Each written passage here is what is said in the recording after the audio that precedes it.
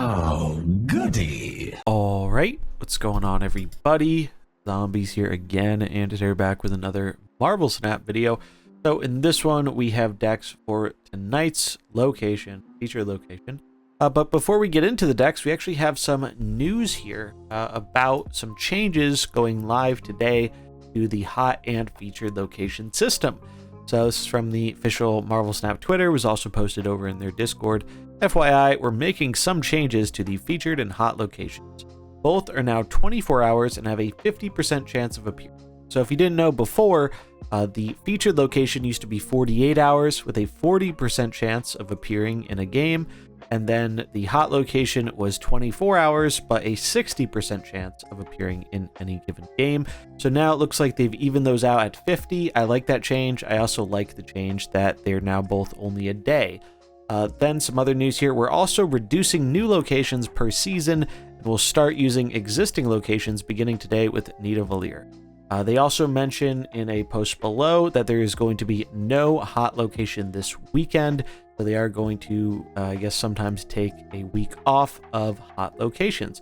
So overall, I think the majority of this stuff is good news. I think there's been a lot of feedback from the community that 2 days was far too long for the featured locations.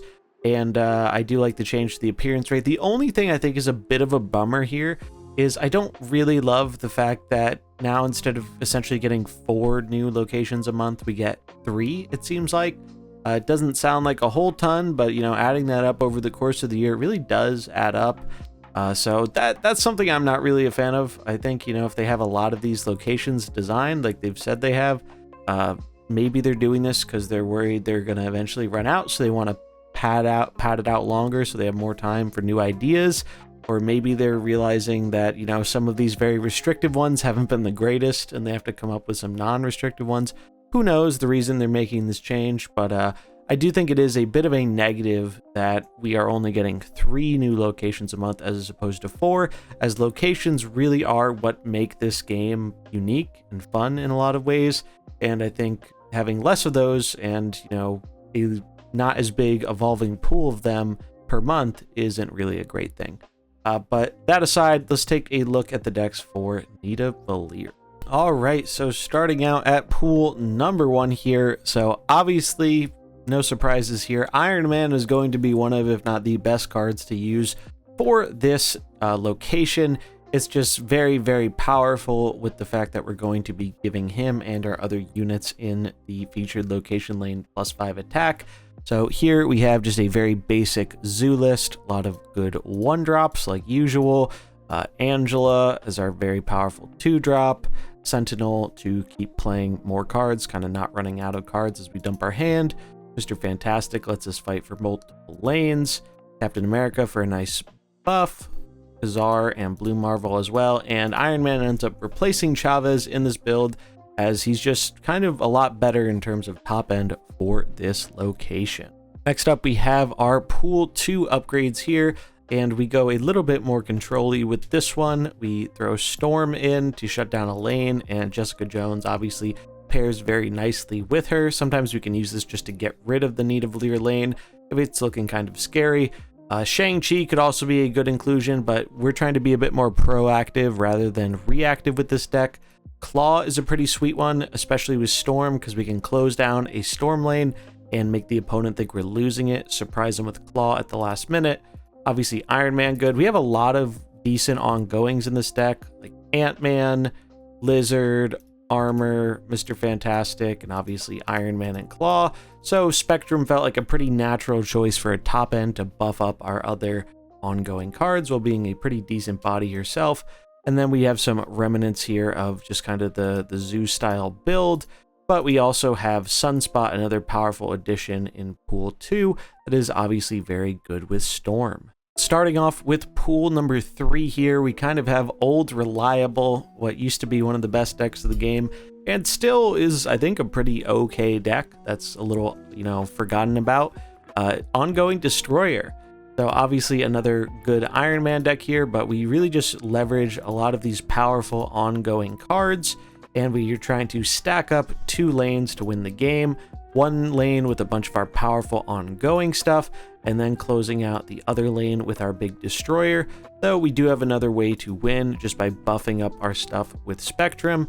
And we have the classic Daredevil Professor X inclusion, as Professor X I think is a really underrated card right now, especially being able to shut down powerful things like Thanos being able to move their cards around to certain lanes, or Arrow being able to pull to another lane.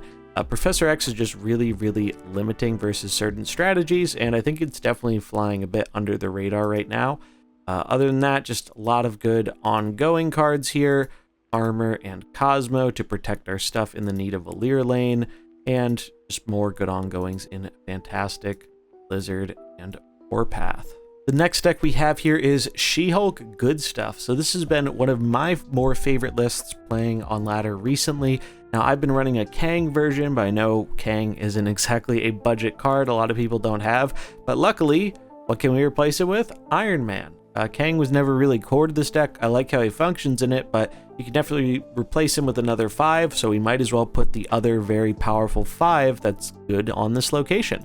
Other than that, we are just kind of a tempo deck, so we are trying to have the best cards available for their cost. So Iceman and Sunspot in our 1-drops, Scorpion and Lizard in our 2-drops, Mr. Fantastic and Polaris in the 3 spot, though Polaris kind of interchangeable, but I do think it works very well against the meta right now, whether it's moving around things like armor to be able to Shang-Chi a Shuri target lane, or being able to lock out a Thanos lane before they are kind of ready for that to be closed. Pretty good. Shang-Chi, very good interaction and going to get a boost with this location, assuming they don't have a way to protect their stuff there. White Queen for a card advantage, decent stats and information. Arrow, because she's Arrow, and if we're ahead, which this deck is pretty good at doing, oftentimes this can help seal out the game. Doom helps us play around opposing arrows and gives a nice go wide element. We don't have to go all in on one lane. And then She-Hulk, obviously very good synergy with Sunspot, and just a very good card in general to get a lot of stats on the board for usually a not too high cost. Next up, we have a Sarah deck. Sarah is still one of my favorite cards here, and this is a neat one. This is a Sarah Darkhawk deck. I've liked this one for a while, but the nice thing about the location here is it gives us an excuse to put in another good ongoing card with Iron Man, and we have access to a powerful combo with Sarah where we can Iron Man and copy it with Mystique on the final turn if we have a Sarah in play.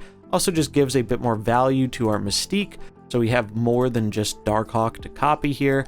We obviously have the Darkhawk package of rocks here in Org and Rock Slide to gum up the opponent's board. Then we just have some standard Sarah control stuff here. Zabu to make our 4-drops cheaper. Mysterio to spread units across the board and has very good synergy with Bishop, and Nova here. Gives Nova more targets to buff, makes buffing up Bishop easier. Also makes our Killmonger better. I think Killmonger is kind of underplayed right now, unfortunately due to Leech, but I still think the card is very good and makes a lot of sense in this deck. So I think this one will be a very solid choice for this location. Another deck that I think will be very solid for this one is Galactus. So specifically the Null version, if you don't know, Null has an interesting interaction with locations like this, where if the opponent's stuff dies on that location, the amount of power added to Null actually factors in that additional +5 bonus. So your Null can get really crazy and out of control. And what's the best deck to use Null in? Galactus, unsurprisingly. Galactus seems really good. We don't really have to worry about the location too much. And also, we don't really mind Galactusing the location, because unless they have a way to protect their stuff, it makes their Shang-Chi a whole lot better. So that's a nice benefit. And worst case, we could just choose to ignore the location entirely and just blow it up with Galactus and close out the game.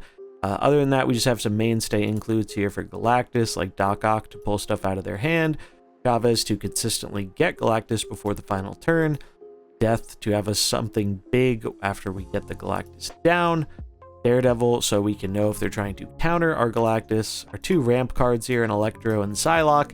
You could also go a wave direction here. That comes down to personal preference. And then we have Yondu for that additional null value. Also good with the location, giving us another thing to play there to feed the Null, and our Adam Warlock and Yellow Jacket draw package to help us get the key cards we need from our deck. And last but certainly not least, we have essentially the best deck in the game with one tech inclusion here for the location, and you guessed it, it's Iron Man. So Iron Man, just another good card we can get out of Lockjaw. We can get out early with our Ramp Stone. Just another good 5. The 5s have always been very interchangeable in this deck outside of Leech and Devil Dinosaur, so it's really easy to slot him in here for the benefit of the current location. Other than that, it's a really standard Thanos deck. We just have a bunch of big guys to cheat out with the Thanos stones and our Lockjaw. Quinjet to make our stones free, which is really busted. Shang-Chi to deal with the opponent's stuff, as well as Leech to shut down their plans. Arrow can help us win the game towards the end. She-Hulk gives us a big thing to cheat out, as well as we can just play early sometimes.